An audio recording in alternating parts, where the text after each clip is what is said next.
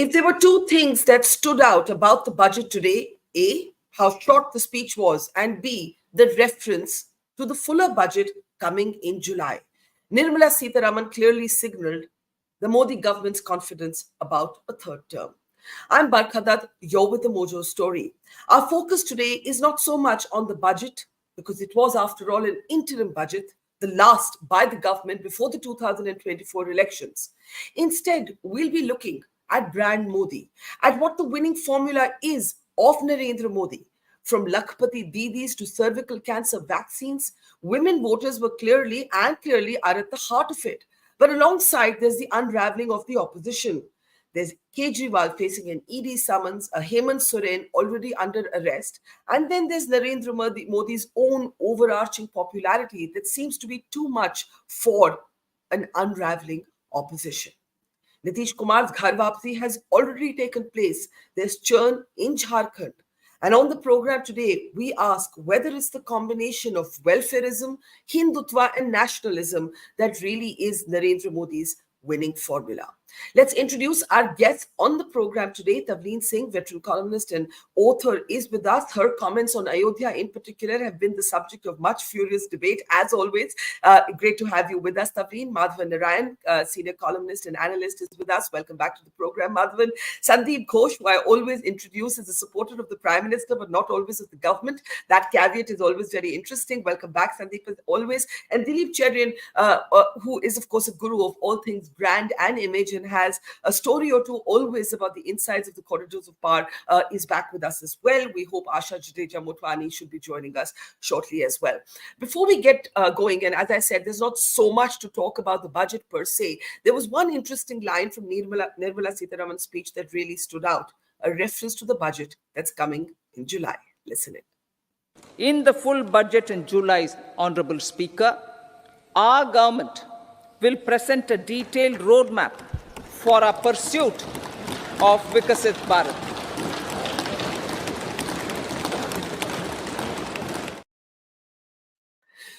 So Nirmala Sitharaman is already talking about a fuller budget in July. In the meantime, the first prayers sanctioned by a Varanasi court have already taken place in the sealed basement of Gyanvapi. Let's bring you those images. These images have actually been released by Vishnu Jain. He's the lawyer for the Hindu groups, even as the Muslim groups petitioned the court. Hemant Soren is in custody, and the question now is whether Kejriwal will appear before the Enforcement Directorate. I list all of this to paint a larger picture of the political situation in the country today and why Ms. Sitharaman might have been so confident of that third term. Tavleen, I'll start with you. The budget itself probably didn't leave too much to talk about, but when you join the dots between parallel political developments, legal developments, Ayodhya already done, Gyanvapi probably coming, Modi's own popularity, Nitish's return home, Hemant Soren in jail, rumors about a possible arrest of Kejriwal. What do you see in the political landscape? Well, I don't think that locking up the opposition is going to make any difference. I don't know why he's bothering to do that, because on the ground, what I have seen since the Ram Temple is a huge surge in support for Narendra Modi. Now, at the, I'm not an economist or anything like that, but let's agree that poverty has not gone down as dramatically as the government portrays that it has. Jobs have not been created. As I've seen graduates working in very low-level jobs. So, I don't see that there's been huge economic achievements, even though we're supposed to be the fastest growing economy. But his popularity is political and religious. And, there's no getting away from it. So, he can... Secondly, the thing is with locking up the opposition leaders is they have found evidence of corruption. It's not as if nobody in the BJP would be found with huge stashes somewhere, but he's used this very well to make it a campaign against corruption, and people like that, I think. So let me pick up this last point that you said. His popularity is political and religious. The Indian voter is not foolish. The voter knows that, if opposition leaders, politicians are corrupt, so might well be the BJP. Why do you think none of this actually impacts Narendra Modi negatively? We've seen, for example, on budget day, it's good to point out that there are young men, we've done a story on them, lining up to get work in Israel. They say that they can't get work here in India, so they'd much rather go to Israel. There are images of those men lining up right next door to the national capital in Haryana. Tavleen, before I open it up, the question is, all of these things are true that you've just spoken of, but none of them seem to touch the Prime Minister, who is quite clearly Teflon today with large sections of the electorate. Okay, whenever I've asked the average voter, and by the way, I agree with Churchill that the best argument against democracy is a 5-minute chat with the average voter. Okay, so That's very snobbish, like yeah, Churchill. That is I'm fruity. no, I'm not enamored by, I don't want to exalt the Indian voter, but whenever I've asked why Modi is so popular, the first thing they say is, "Aur kaun hai ji?" This is Yeah. I mean, I've heard that more often than I've heard almost anything else. And the other things that they believe that he has exalted India's image in the eyes of the world. They believe that he's done quite well by the welfare schemes, and he has. There's no question about that. 80 crore Indians are getting almost free rations. So there's all those factors. But I think that the one reason why the opposition being locked up makes no difference is there isn't anyone really in the opposition that is a credible challenge. All right, let's open this up. Dilip Cherian, if you had to describe how Modi as a brand, a political brand, is perceived today, both by his supporters and his critics, but obviously there are more supporters and there are critics, especially in our Westminster system of democracy, how would you define him? I define him as Teflon coated and future oriented. Nothing touches him. There is nobody to touch him. But most importantly, he is always showing you 5 years ahead. At the moment, the target is to show you 2047, and there are billions of voters willing to wait and watch for that happening. Just remember one thing, that the BJP has, as a party, delivered on its key poll promises. So the Modi guarantee, which is the new phrase that he's popularizing, and the 4 new castes that he is talking about are future oriented. The guarantee is that whatever he says, he will make sure it actually becomes reality. And the 4 new castes that he has created helps him surmount the accusation of Brahmanwad, which came to the fore in many people's minds post the consecration at Ayodhya. So I think that this is what defines brand Modi: future orientation and Teflon coating, both of which help. And okay. Yeah, Go ahead. no, and just briefly, you said that the newest political slogan in town is "Modi hai to mumkin hai," but in many ways, whatever he has said he will do. So 370. Ayodhya, it's not come from Modi, it's come from the Supreme Court, but in the minds of the voter, Gyan Vapi, likewise, the puja today that's taken place has been allowed by the court, but there will be a kind of BJP claiming of it, the new caste, the Labharthi caste, welfareism. Today also, the trend from the budget is Lakpati Didis, wooing the woman voter. There's an interesting cocktail here. How would you identify that cocktail before I go to Sandeep and Madhavan? Dilip. The ability to seamlessly meld the offerings that he does with what the public's expectation of him is.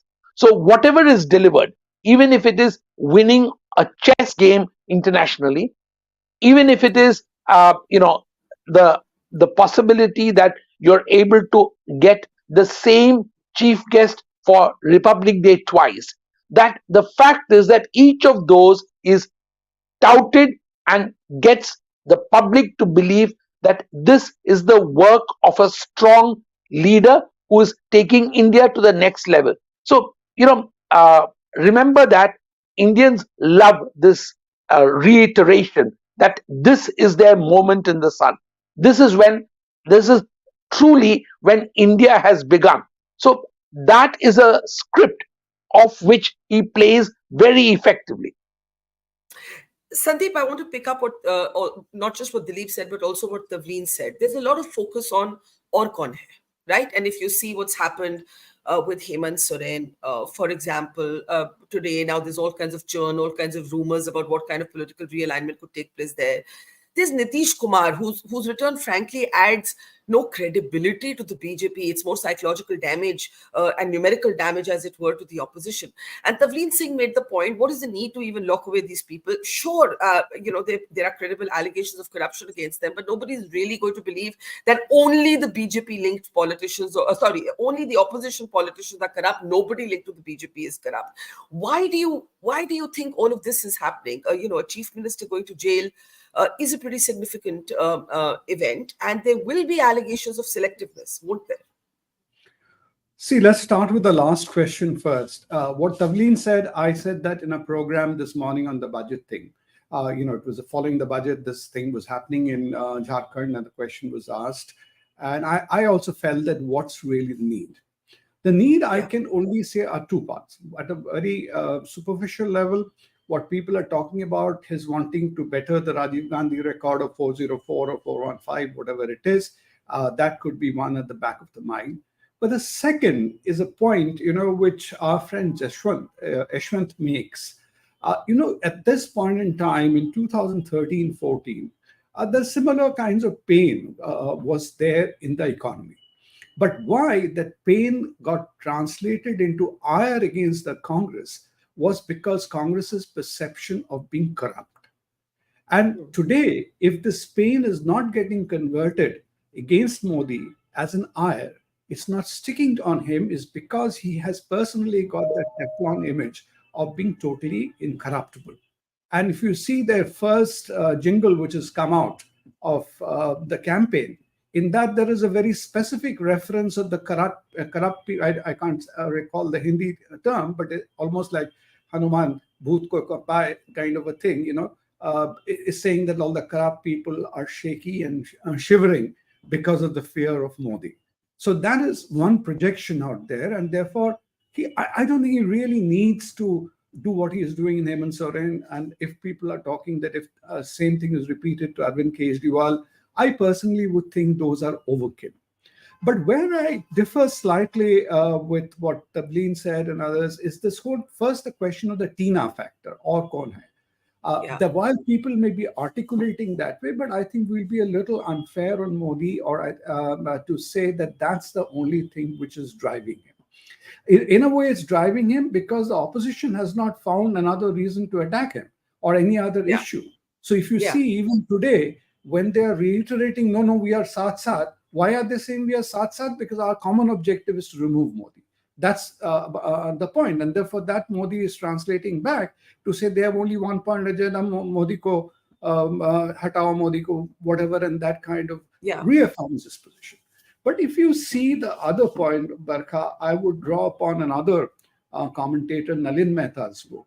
He had done a very, statistical analysis of the references to these various issues by BJP, and he had empirically shown that Hindutva and these things are actually the feature in terms of number of times it is said by Modi or anybody in their speeches far lower than what they emphasize in terms of the Labhartis and the benefits which they're getting. That is what they go on emphasizing. But Sandeep, Nalin Mehta's book came before Ayodhya, if I'm not wrong. But but he has been before. What did you say, Barkha? I didn't get you. Before the Ram Mandir, right? You said was mentioned much less. No, I'm mentioned saying much less times than Labharti, and See, Modi plays the optics of religion very well, but how many times does he himself go on emphasizing that I have made the Ram Mandir for you? You're saying Ram Mandir has been done by judicial order, so is Ganvapi. I would think that's again a very smart way of delivering it. If Modi tried to, or BJP tried to bulldoze it and get it done, there would be so much resistance. And so today, when Congress says that we supported it, whereas everybody knows a Kapil Sibal and everybody, but he tried to waylay it, that doesn't cut ice. But the point I'm making is, Barkha, on the religious part, I'll just take 30 seconds more. he makes an optical point very well. He goes everywhere, but dressed as he is, all that. But he doesn't really make an overt statement of it. Where he makes the overt statement, and there I think there is a difference, Barkha. I'll just conclude here. This hope factor, which Dilip is saying, is not just futuristic. Today, when there is a problem, pain, he is able to show the light. So youngsters, young women, for example, they are not interested in doles. But if they see there is some future is painted for them, that this is the income, this is the things which we will get, that's what sways them. And that's where Congress missed a trick in Madhya Pradesh. Can I pick up that last point? It's a very interesting point, Madhavan, that the Prime Minister's own articulated emphasis on Hindutva is not as much as is associated with his politics. He personally doesn't go out there and say Hindutva, Hindutva, Hindutva. He talked more about, hope, ambition, what is possible, aspiration, and also welfareism. Even today, the BJP's ministers are all talking about women at the centerpiece of the interim budget, the Lakpati Didi program, vaccination program targeted at eliminating cervical or preventing cervical cancer. So it's quite interesting that while pundits attach Hindutva and nationalism, Sandeep makes the argument that his own articulated emphasis is on something else. When you heard Nirmala speaking, looking ahead at July, right, with the confidence that she did, and you heard everybody else, what do you say? Yeah, I think all the speakers, I kind of agree with everybody, Tavleen, Sandeep, and Dilip. But let me take a deep breath and take you back a bit more. I mean, before that, allow me, as usual, a one-liner. Adam asked Eve, "Do you love me?" And Eve said, "Who else is there?" This is one of my favorite jokes. And the Tina factor does work. But let me take you back slightly offbeat to give you an idea, because this is not the first time in history that this is happening. There is a tendency among people who feel insecure to look for a father figure. There is something Freudian about it. And whenever there is corruption, and what political thinker Thomas Hobbes described as a state of nature, he propounded this idea called Leviathan, which I've studied formally as a master's student in political science. He said the Leviathan is needed, and the words are amazing. Let me quote that. He believed people should give up some of their personal liberties for the greater good, protection, and rule by a powerful sovereign. Now, this is a deeply felt need among people who feel insecure. What Modi does, as my other speakers so efficiently pointed out, is that he doesn't talk about their being corrupt. He fills the vacuum by ticking all the boxes, and it would be wrong to reduce him to Hindutva. But having said that, let me qualify it by saying that what he doesn't say is elaborately, managed in terms of optics by his fantastic organization, which extends to RSS, Sangh Parivar, and party cadres. Let me give you an example of the Ram Mandir.